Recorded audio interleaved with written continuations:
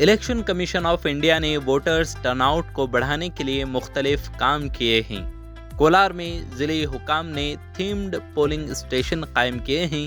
यलदूर गांव में एक आम और शहतूत की थीम वाला पोलिंग स्टेशन 26 अप्रैल को वोटर्स का इंतज़ार कर रहा है, जो दीवारों पर ड्राइंग से मुज़य्यन है। सीईओ पद्म बसवंतप्पा ने बताया कि ज़िला भर में कोलार की सकाफत और वरसे को जाहिर करने वाले मुतादिद पोलिंग स्टेशंस कायम किए गए हैं।